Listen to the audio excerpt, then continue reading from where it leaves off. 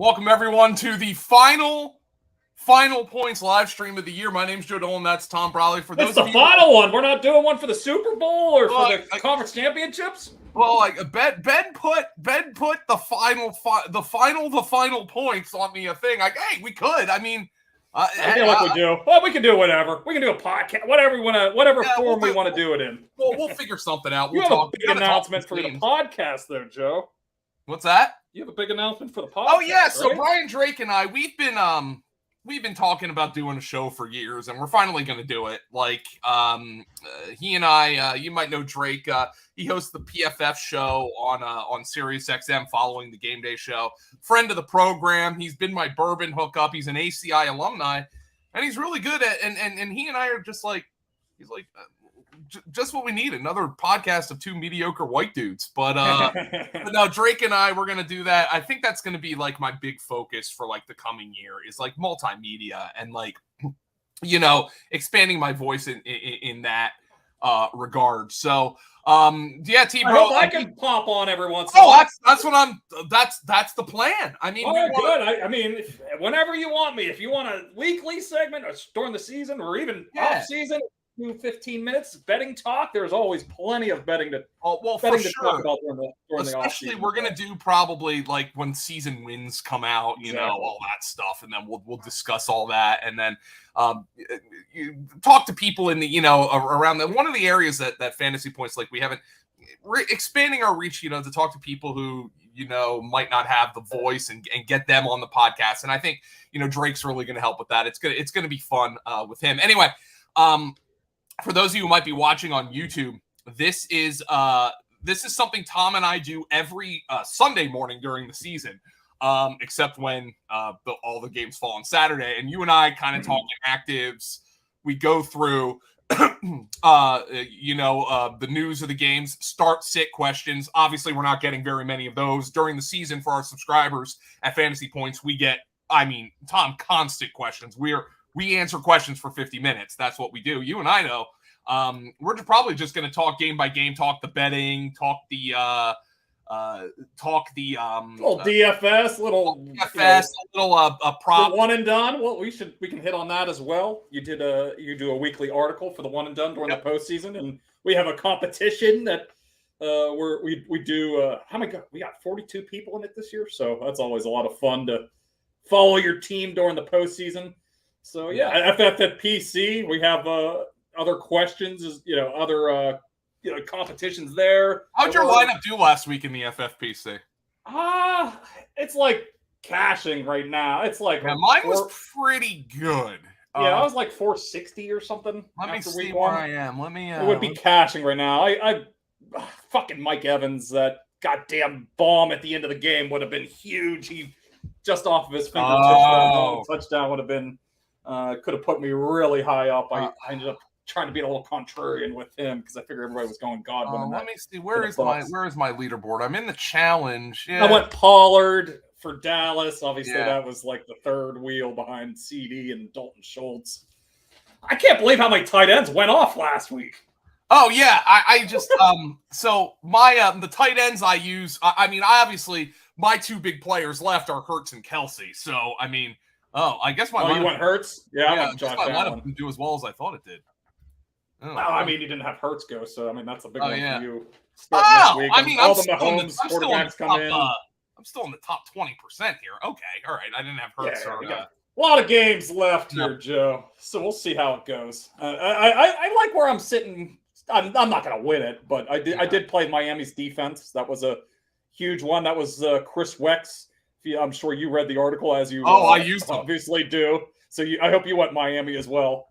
I did, and I also used them in our one and done challenge last week, where I did better. Tom, I finished 5th in my the one and done challenge that I run, and I have to be because I run it, and there's a lot. With Cincinnati, that was pretty good too. That was very good. Chris Hubbard. We should get return yards too. Tack an extra 9, basically 10 points onto that touchdown. Yeah, I got you get touchdowns, but not the yardage. But, so I finished 5th, tied for Jorge. Copied my lineup apparently. They got the same exact score. Well, that's what my buddy, or your buddy, my roommate Josh was saying that he was just going to just copy your lineup the whole way through. So sounds like it might be profitable if he keeps doing it. Yeah, I was 5th. And the only 2 players I used to advance were Saquon and Lamb. Yeah. So I'm not too, but that actually made things harder for me this week because I'm like, oh shit, I got the entire player pool ready so I'm actually using Josh Allen this week. Okay, yeah, I used him last week. I was trying to be a little different. I'm just trying, there's so many people in the pool this year that I tried to veer away from using the obvious guys in the first round or 2. So I'm going to go Burrow this week, stack him with Chase. I'm going to probably go a little bit more chalky this week, but I tried to be a little different last week. It worked out. I got 170 points, which, there was a lot of people that scored pretty well last week with 5 overs and one push, basically. Basically, there were 42 entries in our pool. By the way, if you're wondering, one and done is you can only use you can use any player within the context of the lineup, right? So, the lineup is a quarterback, 2 running back, 2 receivers, a tight end, 2 flex, a kicker, and a D. You can set any lineup you want. The problem is you can only use a guy once throughout the playoffs. Tom, with 42 teams entered my contest, half the league is within 20 points of the league. Yeah. So it was wild. That was the story of opening weekend. We've seen all the totals kind of rise this week because of all the overaction last week. There was, that's what differentiates you in these polls. If there's, a game or 2 that stinks it up and is way under. That's why I think it's so close up at the top. There was a lot of scoring in all the games, and there was good options all around. I'm trying to think who my roommate used last week at tight end. He had he went for 90 yards and 4 catches, or I'm totally blanking, but it was the 6th best tight end on the slate last week. Who was it? Was it Everett? No, Everett was better than him. Oh my God, I'm absolutely. Let's see who's playing here. San Francisco, Giants. Let me see. Maybe it was one of the other teams that lost. Jeez, I can't believe I'm blanking like this. No, I'm trying to go back and see because Knox scored touchdowns. Yeah. Oh my gosh, my brain is. Let me see. On scoring history, he used Mark Andrews.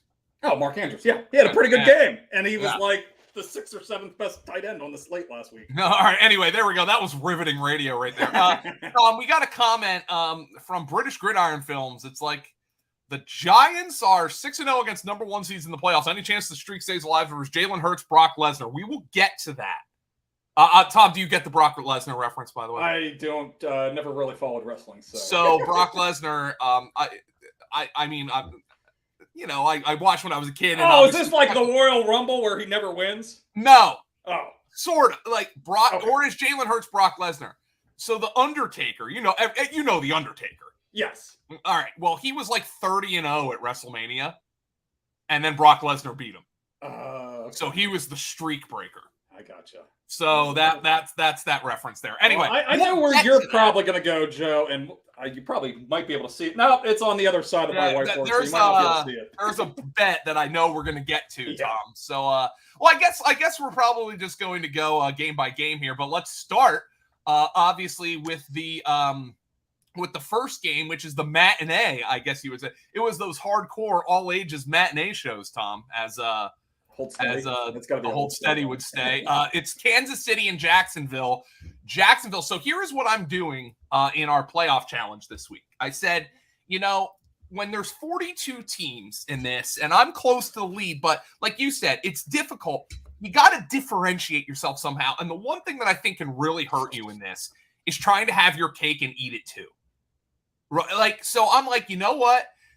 Philadelphia and Kansas City are the biggest favorites of the week. Yes. I'm not using a player from either team. Yeah. Oh, from either the Eagles or the or Kansas City. Yes. Okay. And I'm like, people might do that as well, though. That's because they're the best chances of making it to the next round. Yeah. So, but I have some rhyme or reason behind it. Anyway, let's go to Jacksonville, Kansas City. It's the highest total on the slate. 53 the total, -9 the Chiefs. And because of that point spread, Tom, and the total, I am loading up on Jaguars. Evan Ingram, Christian Kirk, Travis Etienne, Riley Patterson, all in my lineup for the one and done. Yeah, I will be using Christian Kirk as well. This line, I got it +9 early in the week. It is now painted +9.5 across the board. So not getting the line value. The money is. Well, I'm showing a 9 at DraftKings. Okay, well that's literally the only book that doesn't have 9.5 right now. -115.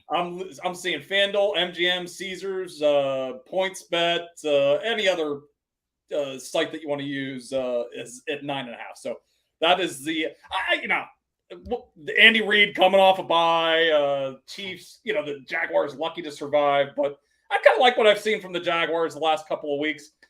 Defense was put in some really bad spots last week, and I thought they showed pretty well. Held them to 3 points in the second half. Doug Peterson in the playoffs here, 6-0 against the 6-0 against the spread. I think as an underdog. Yeah, so that's a favorable trend here. We know he's going to be aggressive, as we saw last week with the 2-point conversion, 4th down early in the game, going for it. So Trevor Lawrence was a little shaky in this matchup last week.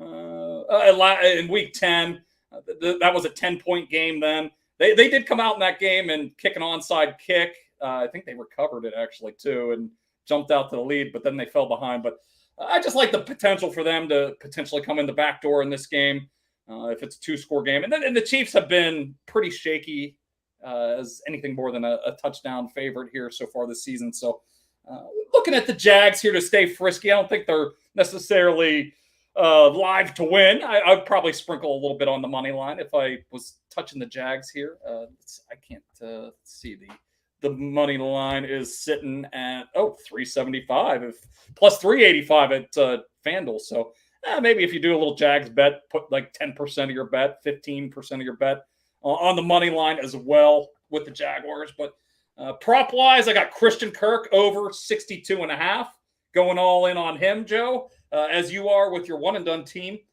He went off for 100-some yards in that matchup in week 10. Great against man coverage. The Chiefs played the 2 safeties back in the field, back in the secondary, and they allow those catches to slot receivers. So I'd also maybe look at Travis Etienne if they and Evan Ingram, as you said, anything that check down type of receptions here. Trevor Lawrence has got to be willing to dink and dunk it a little bit more than usual. Patrick Mahomes, I'm taking over 22.5 rushing yards as well. Okay. He's active as a runner in the postseason. 6 of his last 9 games, he's been at 29 or more rushing yards. So expecting him to be a little bit more aggressive. And, we see defenses play, even dating back to the AFC Championship game last year where Bengals were dropping everybody back and kind of inviting him to, manipulate the pocket and look for running lanes. So looking at that over 22.5. I think it's been bet up a little bit, but I'd still take it over 24.5. The books, by the way, they must love the public flooding money to the Chiefs because they have cleaned the public out betting on the Chiefs this year. Yes. Yeah, they're one of the worst teams. 13 against the spread or something like that. Yeah, it was the Buccaneers that were the worst. They got everybody one last time on Monday Night Football, and the Chiefs are right there with them. You wouldn't expect it, obviously, a team that finishes with the best record in the league. But Chiefs, they were ATS darlings back at the start of Patrick Mahomes' run in Kansas City, but the last year or two, their lines get a little inflated here. So I think this line is a little inflated. I think it should be in that 7 to 7.5 point range. So taking a little bit of value here. I'm not surprised at moving up 2 to 9.5. Actually, with all these teasers that people play, dropping it down 6 points. So the books get a little bit more teaser protection here at 9.5. Let's go to the nightcap, Tom. I'm going to be getting some cheesesteaks here. Philadelphia and the Giants. T-Bro. You have an authentic cheesesteak place down there. Yes, we do. We have 2 of them. Nice. One of them is a little farther away. One of them's in downtown Greenville. As a matter of fact, when you came down, we went to the food court where Mike's Cheesesteaks is. You remember that outdoor? Yeah, that place was awesome. Gather Greenville. It's great. You got to make a trip down, man. Like we got. Well, I'm planning on it. My brother's down in North Carolina now, so. Really? Yeah, he's in Goldsboro, North Carolina. I didn't know that. I thought Seymour Johnson. He literally just went down there this week. Oh, I literally. So you seen him in England, and now he lives in North Carolina. Where Yeah, at? he's deployed. It's like dead central North Carolina. He's about an hour from Raleigh. Goldsboro is the town. Seymour Johnson Air Let me Force see how Base. far a drive that is. I think it's probably like 4 or 5. Your mom must be freaking thrilled. Oh yeah, she's very thrilled. So I'll probably take at least like a week or two at some point in the spring. Go see him, and of course, if I go to North Carolina, I might as well make the rest of the trip down. Yeah, it's Greenville. So it's a little more towards the coast. Yeah, Raleigh's more dead center. Yeah. Yeah, so you got about 4.5 hours. That's what I kind of figured. I didn't look it up, but I figured it was. That's gonna make our Pinehurst trips a lot like. Well, that's kind of the plan. Tentatively, maybe we'll do some of the Pine Needles or maybe Tobacco Road down that direction. The ancillary courses that aren't. Yeah. But I'd play Pinehurst again in a second. I would too. Nothing firm yet. I want my brother to get settled in there. He hasn't even found a place yet, but I'm thinking sometime maybe after the draft or early summer. We'll do something. That sounds down there. fun. Well, we'll get some golf. Get him down. Get him over here. Bring him to Greenville. Greenville's a great food town. So anyway, some cheesesteaks tonight. Cheesesteaks tonight. There we go. Anyway, Tom and I talking. That's the first time I learned of a goon. They call him. Yes, the goon, the alien boy is. He's got a couple different nicknames, but yeah. Anyway, Giants Eagles. This line moved, Tom, exactly the way I thought it was going to move. I think it opened around 8, 7.5. The public bet it down to the Giants. Oh, Daniel Jones looks good. Bill Simmons called Daniel Jones the best quarterback in the NFC East, in the NFC. And then it's been slowly creeping up, and it's back up to 8 this week. There's still a 7.5 if you shop around. If you want to go on the Giants side at FanDuel. -105. So there is a number out there, but I wouldn't advise it. I'm on the Eagles side with you. Okay. So Chuck G says, everyone says it's hard to beat a team 3 times a year. I watched the Steelers do it to the Ravens a time or two. So that is a complete myth. It's hard to beat anybody in a game once. Yeah. The law averages are, no, you're not going to beat somebody 3 times. Right. But teams that have met in the playoffs after playing 2 divisional games during the regular season, the team that won the 2 divisional games during the regular season has won 60% of the playoff games. Yeah, because they're usually the better team. Yeah, they're usually the better team. So that's actually a good it's going to happen. Yeah, I mean, we're going to be on the Eagles tonight, but you look at the money line, they're plus 300 on the Giants. That's I don't have the numbers in front of me, but that's telling you that they probably have like a 25 to 30% chance of winning this game. It can happen. It's the NFL, So anyway, Tom, Eagles -8, 48 the total. The Eagles are about as healthy as they can be. Lane Johnson's going to play. Jalen Hurts isn't even on the injury report. Avonte Maddox is out, so maybe a little Richie James action for the Giants. But what's your read here on this game? Yeah, I'm on the Eagles here. We saw this matchup in Week 14 when they were both closer to full strength. Although the Giants, I will say, I am on the Eagles, and that spread was 7.5 that week on the road in Week 14. So it's obviously come down here to 7.5 again here with the home date. I thought it should be closer to 9.5, 10, but I will say the Giants are healthier on defense. They have gotten some key pieces back, but this is still a pretty talent-depleted team, especially on offense. There's not a whole lot at receiver. It's Saquon Barkley. Daniel Jones is obviously playing at a high level with Brian Dable coaching them up, but I'm expecting the Eagles to unleash Jalen Hurts this week. He played in Week 18, but they weren't doing anything. I'm sure you watched that game, Joe. But they weren't running them. No design runs. They struggled in the red zone. They were 1 of 5 in the red zone. They were literally the best team in the red zone through 17 weeks. They're gonna let him run. Hurts scored 13 rushing touchdowns. So that 1 of 5 is going to be 4 out of 5 tonight, or maybe 5 out of 5.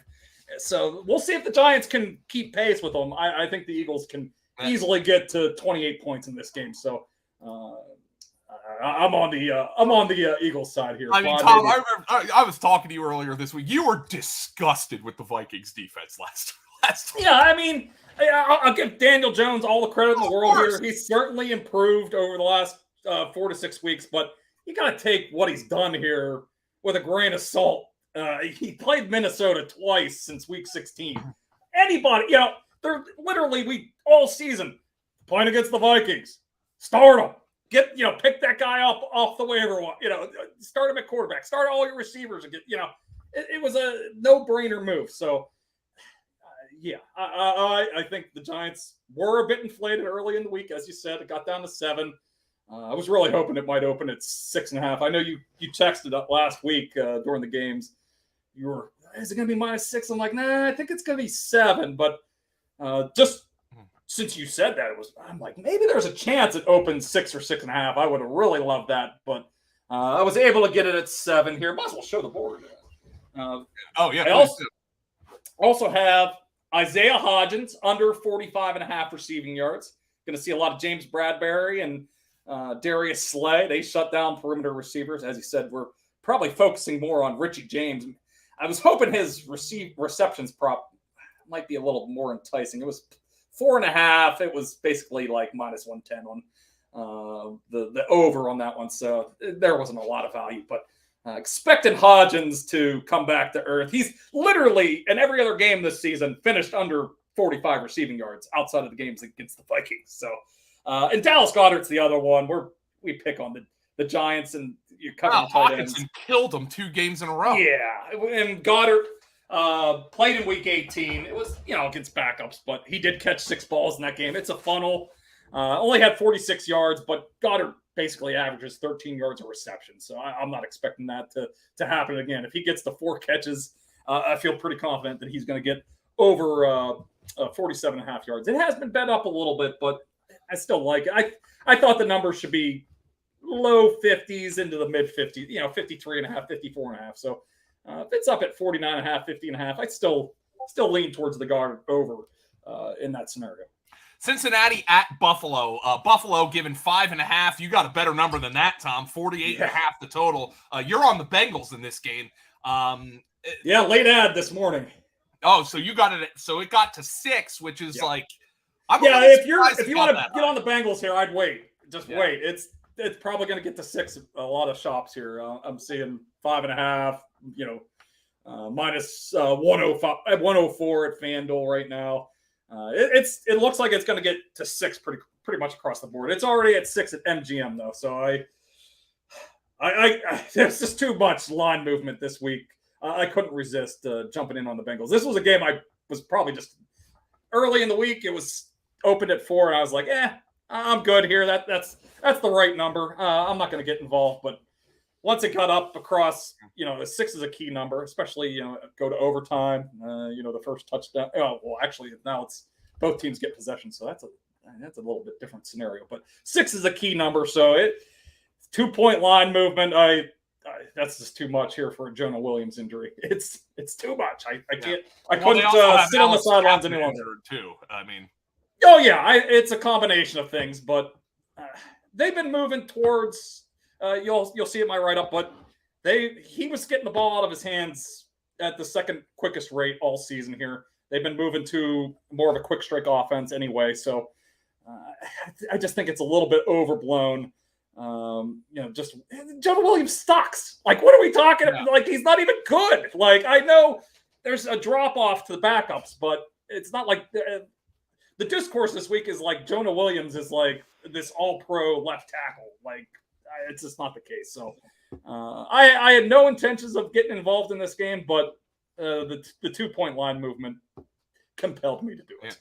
What did you hit in the props here, Tom? The Bengals, you're right. They do have injuries, but they're playing better than the Bills. It's weird. Yeah, I did end up, I got a bad number on Joe Mixon, under 23.5 receiving yards. It's up to 25.5. Just watching that game last week, Samaje Perine was on the field all the time. Doubled him up in routes last week. If the offensive line, which we think it could be an issue, Perine's going to be on the field a lot more. So he's the better pass protector. So I'm looking at Mixon under his receiving yards. This is a James Cook over 37.5 rushing yards. He kind of took control of that backfield a little bit last week. And he's been much more explosive than Devin Singletary. I could also look the other way if you want to bet an under on Singletary. I think his number is 43.5. And the other one was Jamar Chase plus 1,000, 10 to 1 odds plus 1,000 to have the most receiving yards this weekend. I think it has been bet down a little bit at FanDuel to plus 850, but every other book had him plus 400, plus 500 to have the most receiving yards.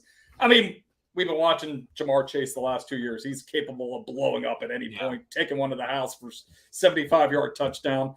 Having him the right up, he's up over 119 yards 4 different times in 13 games. He had a couple 200-yard receiving games last year. It is a different offense, as we said, a lot more quick strike. His yards per reception has dropped this year, but he's a running back at receiver. He's Debo out there. He can slip a tackle or two and take it to the house. So still like those odds, even at plus 850 for him to have the most receiving yards. There's certainly some good candidates out there. CeeDee Lamb, we'll touch on that a little bit. There's a number of guys that could certainly do it, but he's the favorite, and the odds are a little too high at FanDuel specifically. Got a comment from Bob Max on YouTube. McKinnon, anytime touchdown. Tom, I mean, it's minus 110 at this point. Oh my gosh. No, yeah. I couldn't do it at that price. We have seen in recent weeks Kadarius Toney. He's become kind of like McKinnon's been the red zone gadget guy, manufacture touches for him. But we have seen Toney in the last couple of weeks get a little bit healthier and start to take some of those opportunities away. But yeah, minus 110 I couldn't do. That's ridiculous. Yeah. Let's see here. I do. Yeah, it's plus 112 at Caesars is the best price. That's a price I could potentially do, but yeah, minus 120 FanDuel. Yeah, that's I would probably look elsewhere. Wait, maybe we look at Kadarius Toney. Let's see what his number's at. Toney is plus 200. Yeah, that's much more appealing to me. Yeah, there's a plus 225 on BetMGM. I might actually add that to the portfolio. The plus 225 on Toney. I will say I did in our Discord. Make sure you jump on there, and there's lots of good stuff. If you followed us last week, Graham and I were on Cole Beasley plus 1,200 to score a touchdown last week after the McKenzie inactive came out. So there was a lot of happy people in the Discord after that touchdown. It was down at plus 750 at a lot of other places. I pointed out a couple of the bigger discrepancies this week. We got Christian Kirk plus 185 at FanDuel. I don't know if some of these numbers are still around, but Joe Burrow plus 650 to score a touchdown at FanDuel. He's pretty much across the board, like around the 400 spot. And then Dan Bellinger for the Giants was plus 490 to score a touchdown at FanDuel. So just a couple of anytime touchdowns that were mispriced specifically at FanDuel. If you're looking for some longer shot odds, probably not going to happen, but they're mispriced in the market a little bit. The shortest line of the week is the 49ers giving 4 to the Cowboys. 46.5 is the total. Tom, what is your read on San Francisco at Dallas wrapping up divisional weekend? This is one game I just don't have much of a read on. I don't like everything that I saw from Brock Purdy last week. I know the numbers were there, but there was a lot of schemed open looks. Debo taking it to the house. He looked shaky as all get out in the first half. He had the Zach Wilson spin outs going out of the pocket. So that has me at least like a little bit worried here. He's going against a formidable defense this week, with Micah Parsons and Dallas's pass rush. So I'm a little concerned there, although we just keep doubting Purdy and the 49ers, and all they keep doing is winning and winning big and covering spreads. And so that's the side I'm leaning towards. But I think there's good if Dallas plays like they did in last week, or as we've seen at times this season, they can beat anybody. They're also capable of having some real stinkers. So, we saw in week 18 against the Commanders and a couple different times down the stretch in the final 3 or 4 weeks of the season. So I probably won't be getting involved in that game, but if I had a lean, I have 49ers minus 3.5. I think it's 4 out there if you're looking to get on the Cowboys side. Plenty of 4s out there, but 3.5 I see is the best number for the 49ers at FanDuel. So if you want to shop around on that game. Did you get any props here, Tom? Yeah, not too much action on this game. Maybe I'll add some if the weekend's going well, or maybe I'll just stay put if the weekend's not going well, like last week. That was the Chargers. It's freaking Chargers. Oh God. I had to shut off everything. I just sat in my room in darkness for like half an hour after that game. That was depressing last week. But I got Christian McCaffrey over 64.5 rushing yards. And George Kittle under 51.5 receiving yards. Dallas is pretty good against tight ends. We saw Debo back in the lineup. Only had 2 targets last week. Talking with John on the radio show this week. I mean, Kittle's either going to put up 30 yards or he's going to put up like 120 yards. So there just doesn't seem to be a middle ground for him. But just expecting the tougher matchup. Dallas is good against tight ends. We're gonna pick on them on the outside with Ayuk and Debo. So we're looking at Kittle under his yards. It's been bet down a little bit, but I still like it. Fits in that 49.5 to 47.5 yard range. The True North guys, Trav says, look at the beard on Brolley. What's up, fellas? Go Birds. The Birds are playing tonight. Going to get himself a cheesesteak. Golf Boy says, Happy New Year. Golf Boy, you missed our golf talk. Tom's brother moves to Golf Boy. You want to come down to North Carolina this spring? We'll hit the links. Oh, it sounds great. Sounds like a blast. Tom, I mean, I hope you have a good divisional round, my friend. I hope you're. Yeah, hopefully. It was a rough week last week. I've been up and down here the last couple of weeks. It's been a roller coaster. I crushed it in week 18. I cleaned it up, and then I gave it all back with the player props last week. So hopefully we're due. As soon as I saw that Chargers result last week, I'm like, this is going to be a rough weekend. So hopefully we hit. It's the Jaguars +9. We hit all the props in the 4:00 game, and then we're going to be smooth sailing the rest of the way. So yeah, I'm looking forward to it. I love these divisional round games. I know you do. You got a lot to look forward to. Oh, I'm not looking forward to it at all, actually. No. The one good thing, I've lived through it plenty of times with the Steelers. It's sometimes nice not to have any dogs in the fight this week. Yeah, some of these games. I'm just like, it's a night game. I've got to make sure I don't drink too much before the game.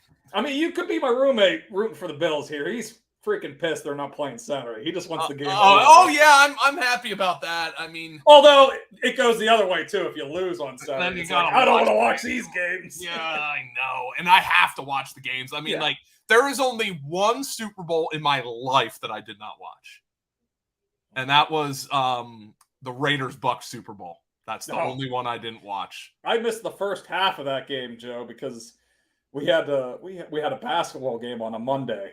So anytime we had a basketball practice on game on Monday, we would have a Sunday practice. That happened to be the practice that I got somebody flying elbow going up for a rebound. Oh no! Split my mouth open. I had to go in and get plastic surgery done during the Super Bowl. It was a huge. I got like 4 or 5 stitches in my lip. So I was high as can be watching the second half of that game. I would have rather been in the hospital than watch that game. That was that one, and like, time heals wounds, but really not time. Victory heals wounds. I can actually go back and watch the rendezvous as like a cleansing. Yeah, you got your Super Bowl with the thing about the Rondé Barber thing is they probably lose that game anyway without that play, because it was 20-10 at the time. It's just that was just such a knife. Yeah, it was just like the knife, right? Like, oh God. Sorry, I didn't mean to take you through this. 8 hours before your next.